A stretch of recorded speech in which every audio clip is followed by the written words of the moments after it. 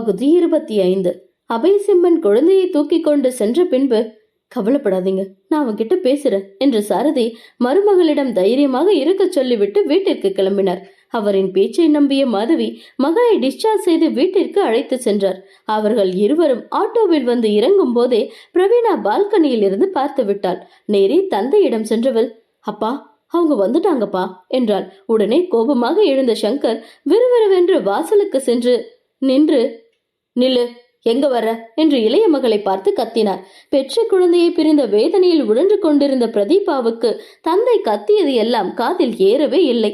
கொஞ்சமாச்சும் மனசாட்சியோட பேசுங்க என்று மாதவி தான் பல்லை கடித்தார். அன்றும் போல இன்றும் கணவன் மனைவி இருவரும் தெருவிலேயே சத்தம் போட்டு சண்டையிட்டுக் கொள்ள பிரவீணாவின் பார்வை பிரதீபாவை ஆராய்ச்சியாக நோக்கியது. அவளது கையில் குழந்தை இல்லாமல் இருப்பதை கண்டு குழப்பமடைந்தவள், குழந்தை எங்க என்று வினவ, மாதவி இளையவளை ஒரு பார்வை பார்த்துவிட்டு மருத்துவமனையில் நடந்தவற்றை கூறினார்.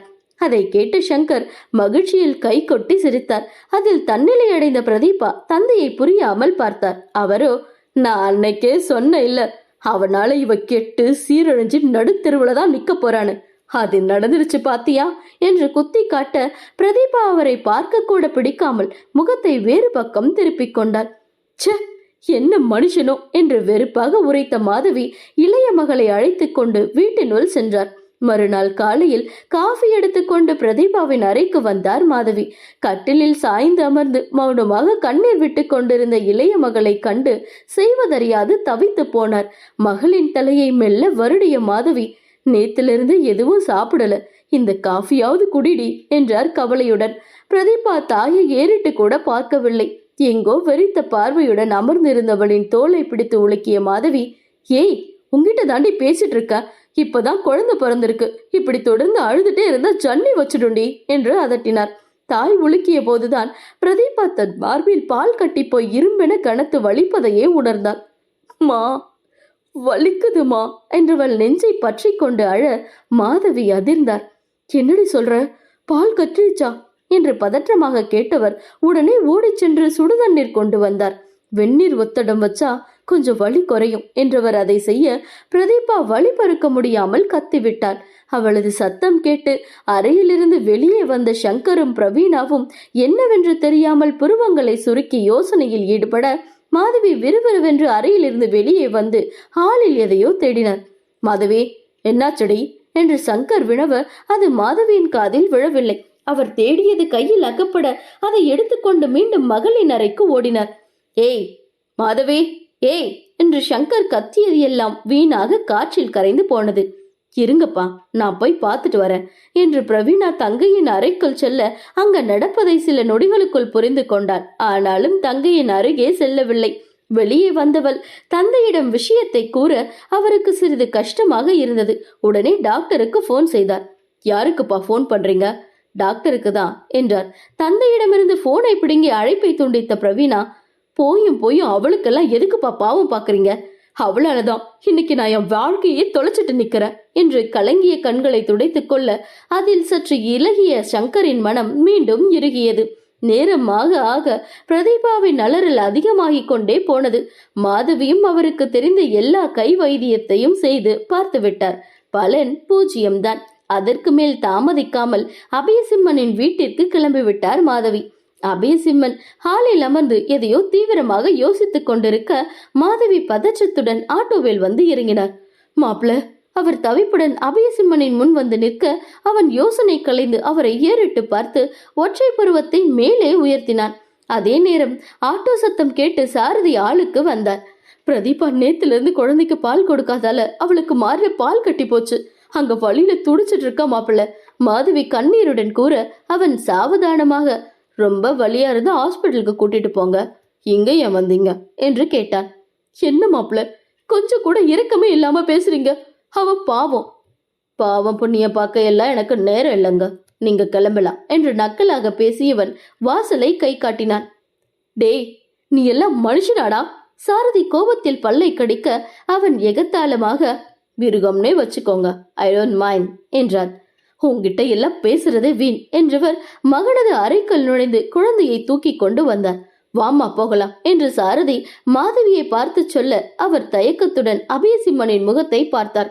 அவனை ஏம்மா பாக்குற, கிளம்பு போலாம் என்று தந்தையை முறைத்து பார்த்த அபயசிம்மன், எங்க போறீங்க என்று கடுமையான குரலில் வினவினான். அதற்கு அவர், என் மருமகளை பார்க்க போறேன், அவ குழந்தைய அவகிட்ட கொடுக்க போறேன் என்றார். சடார் என்று எழுந்து தந்தையிடம் வந்த அபயசிம்மன் அவரிடம் இருந்த குழந்தையை பிடுங்கிக் கொண்டு, போறதா இருந்தா நீங்க மட்டும் போங்க, என் அம்மு எங்கேயும் வரமாட்டா என்றான் அழுத்தமாக. டேய், சாரதி மகனிடம் சண்டைக்கு போக, மாதவி பிளீஸ் மாப்பிள என்று இரு கரம் கூப்பி கண்ணீருடன் கெஞ்சினார். அதில் சற்று மலை இறங்கியவன், வாங்க போலாம் என்று எரிச்சலாக சொன்னவன் முன்னே நடக்க சாரதியும் மாதவியும் அவனை தொடர்ந்து வண்டியில் ஏறினார்கள். அவர்கள் மூவரும் சங்கரின் வீட்டை அடைய பிரதீபா வழியால் துடிக்கும் சத்தம் வாசல் வரை கேட்டது. குழந்தையை தூக்கி கொண்டு அபயசிம்மன் வீட்டில் நுழைய ஹாலில் தந்தையின் அருகில் அமர்ந்திருந்த பிரவீணா அவனை பார்த்துவிட்டு எழுந்து நின்றாள். அவன் யாரையும் கண்டு கொள்ளாமல் நேரே மனைவியின் அறைக்கு சென்றவன் கதவில் கை வைக்க கதவு தானாக திறந்து கொண்டது. உள்ளே நெஞ்சை பற்றியபடி வழியால் துடித்துக் கொண்டிருந்தவள் கணவனை கண்டு அதிர்ச்சியில் உறைந்தாள். அவன் அறைக்குள் நுழைந்து அவள் முன்பு வந்து நிற்க அவள் உதட்டை கடித்து வலியை அடக்கிக் கொண்டாள். அதே நேரம் பச்சிலம் குழந்தை பசியில் சினுங்க அவள் தவித்து போனாள். அவன் அவளிடம் குழந்தையை நீட்டி, போய் பால் கொடு என்றான். அவள் நம்ப முடியாமல் அவனை பார்க்க அவன் முகத்தில் எந்த உணர்வும் இல்லை. குழந்தை பசியில் சத்தம் போட்டு அழ பிரதீபா அவசரமாக குழந்தையை வாங்கி கொண்டு கட்டிலுக்கு சென்றாள். குழந்தையின் முகம் முழுக்க முத்தமிட்டவள் பால் கொடுக்க அது அவளுக்கு அதீத வலியை கொடுத்தது. அவள் கண்களை இறுக மூடிக்கொண்டு கண்ணீர் விட்டாள். அவன் அறையிலிருந்து வெளியேறிவிட்டான். ஆளுக்கு வந்தவன் வாசல் கதவின் நிலப்படியில் சாய்ந்து நின்று வெளியே வெறித்தபடியே தனது போனில் எதையோ பார்த்து கொண்டிருந்தான். பிரவீணா அவனின் முதுகை கண்டு ஏக்க பெருமூச்சு விட அதை சங்கர் கண்டு கொண்டார். மகளிடம் என்னவென்று ஜாடையாக கேட்க வலுக்கட்டாயமாக உதட்டை இழுத்து வைத்து இதழ் பிரிக்காமல் சிரித்த பிரவீணா ஒன்றுமில்லை என்பது போல தலையை இடம் வளமாக அசைத்தாள். சிறிது நேரம் கழித்து பிரதீபா குழந்தையுடன் ஹாலுக்கு வந்தாள். அவளின் கொலுசு சத்தம் கேட்டு திரும்பி பார்த்த அபயசிம்மன் தந்தையிடம், குழந்தையை வாங்கிட்டு வாங்க, கிளம்பலாம் என்றான். அதை கேட்டு திடுக்கிட்ட பிரதீபா குழந்தையை தன் நெஞ்சோடு அணைத்து கொண்டு கணவனை ஏறிட்டவள், பிளீஸ்ங்க, என்னையும் உங்களோட கூட்டிட்டு போங்க, எனக்கு குழந்தையோட இருக்கணும், இவ இல்லாம என்னால் இருக்க முடியாது என்று கண்ணீருடன் கெஞ்சினாள். முழுதாக 1 நிமிடம் கடந்தது. தாராளமா இருக்கலாம், எனக்கும் வேலை இருக்கு, அப்பாவும் தனியா குழந்தைய பார்த்துக்க கஷ்டப்படுறார் என்று அவன் சொல்ல பிரதீபா சந்தோஷப்பட்டாள். அடுத்து அவன் கூறிய வார்த்தையில் அவளது மகிழ்ச்சியெல்லாம் வடிந்து அவ்விடத்தில் பாரம் ஏறி போனது. எங்க கூட வா, ஆனா என் குழந்தைக்கு அம்மாவா இல்ல ஆயாவா என்றான். சாரதிக்கு மகனின் பேச்சு பிடிக்கவில்லை. டேய், நீ பண்றதெல்லாம் அநியாயண்டா, இது அந்த கடவுளுக்கே அடுக்காது என்று மகனை திட்ட அவன் அதை காதிலேயே வாங்கி கொள்ளவில்லை.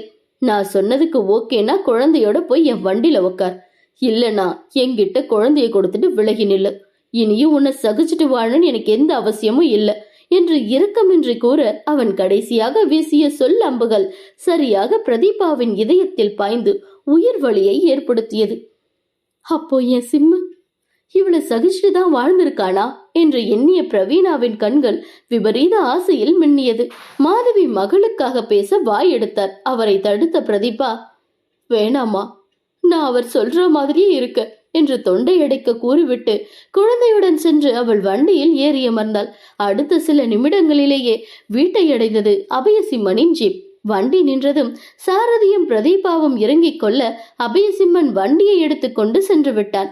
அவன் தான் அறிவு கட்டத்தனவா குழந்தைக்கு ஆயாவா வான்னு கூப்பிடுறானா, நீயும் தலைய ஆட்டிட்டு வந்துடுவியா? அவ சட்டையை பிடிச்சு நல்ல நறுக்குன்னு 4 கேள்வி கேட்க வேண்டியது தானே. சாரதி வீட்டிற்குள் நுழைந்ததுமே மனம் தாங்காமல் பிரதீபாவிடம் சிடுசிடுத்தார்.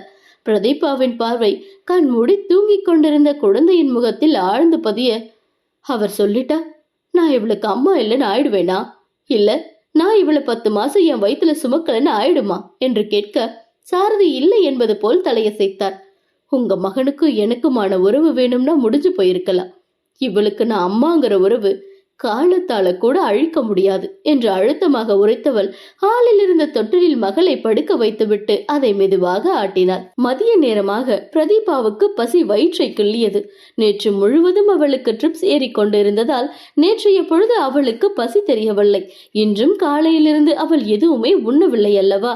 அவள் வயிற்றை பிடித்துக் கொண்டு இப்படியும் அப்படியுமாக நெளிய சமையலறையிலிருந்து வெளியே எட்டி பார்த்த சாரதி, மருமகளே சாப்பிடவாமா என்று குரல் கொடுத்தார். அவரின் பாசமான அழைப்பில் அவளது கண்கள் கலங்கி போனது. அடுத்த நொடியே கணவன் வீசிய சொல்லம்புகள் நினைவில் எழ கன நேரத்தில் அவளது முகம் இறுகி போனது. இந்த வீட்டை பொறுத்த வரைக்கும் குழந்தைய கவனிச்சுக்க வந்த ஆயாணி, அந்த லிமிட்டோடையே இருந்துக்க என்று அவளது மனம் அழுத்தமாக இடித்துரைக்க கலங்கிய கண்களை துடைத்துக் கொண்டு டைனிங் ஹாலுக்கு சென்றாள் பிரதீபா. சாரதி போட்டு வைத்த உணவு தட்டை எடுத்துக்கொண்டவள், நான் வெளியே சாப்பிட்டுக்கிறேன் என்று விட்டு அவரின் பதிலை எதிர்பார்க்காமல் வெளி வராண்டாவிற்கு சென்றாள். அவள் வாசலில் கால் வைத்ததுமே சிம்பா அங்கு வந்து நின்று அவளை பார்த்து பாசமாக குழைத்தது. ஆம், பாசமாகத்தான். அவளுக்கு 7ஆம் மாதம் இருக்கும்போது டாக்டர் அவளை தினமும் நடைபழக அறிவுறுத்தினார். அவள் சிம்பாவுக்கு பயந்து கொண்டு வீட்டிலேயே இருந்து கொள்ள அடுத்த நாளே அவளுக்கு கால்கள் வீங்கி போனது. வேலை விட்டு வீட்டிற்கு வந்தவன் அவளை கண்டமேனிக்கு திட்ட, அவள் அந்த சிம்பா இருக்கும்போது நான் எப்படி வாக்கிங் போறதா என்று வாய்க்குள்ளேயே முணுமுணுத்தாள். அது அவனது காதில் தெளிவாக கேட்டுவிட அவளை முறைத்தான். ரொம்பதான் பயம். அடிக்கடி சிம்பாவை ஏமாத்திட்டு நீ அப்பாவும் வெளியே போயிட்டு வரதெல்லாம் எனக்கு தெரியாதுன்னு நினைச்சிட்டு இருக்கீங்களா என்று அவன் நக்கலாக கேட்க அவள் மாட்டிக்கொண்ட உணர்வில் திருதிருவென்று விழித்தாள். பேச்சோட பேச்சாக அவளின் காலுக்கு வெந்நீர் ஒத்தடம் கொடுத்து முடித்தவன் அவளை அழைத்து கொண்டு தோட்டத்திற்கு சென்றான். அவனை கண்டதும் சிம்பா ஓடி வந்து அவனது காலை சுற்ற பிரதீபா பயந்து ஒதுங்கி நின்றாள். அபயசிம்மன் குனிந்து சிம்பாவின் தலையை பாசமாக வருடி விட்டவன் அதன் காதில் எதையோ கூற அது பிரதீபாவை பார்த்து குலைத்தது. அவள் மேலும் மிரண்டு விழிக்க, பயப்படாம வாடி, உன்னை ஒண்ணு பண்ண மாட்டான் என்றவன் இருவரையும் நண்பர்களாக்கினான். சிம்பாவை கண்ட பிரதீபா மென்மையாக புன்னகைத்து அதுக்கு சிறிது உணவை வைக்க அதுவும் சாப்பிட ஆரம்பித்தது. அவளது தட்டில் குறைந்த உணவை மீண்டும் நிரப்பினார் சாரதி. நீயும் நல்லா சாப்பிட்டாதான் குழந்தைக்கு பால் கொடுக்க முடியும் என்றார் கனிவாக. அத்துடன் அவரும் வெளியிலேயே அமர்ந்து சாப்பிட்டார். இரவு அபயசிம்மன் வேலை முடிந்து வந்த போது பிரதீபா குழந்தையை தூங்க வைத்துக் கொண்டிருந்தாள். பால் குடித்து முடித்த குழந்தை உறக்கத்தை தழுவத் தொடங்கியது. சிம்மன் இருவரையும் பார்த்து கொண்டே அறைக்கு சென்று குளித்து உடை மாற்றிக்கொண்டு வந்தான். அதற்குள் குழந்தை நன்றாக உறக்கத்தில் இருக்க அவன் குழந்தையை மட்டும் தூக்கி கொண்டு மீண்டும் அறைக்கு சென்று விட்டான்.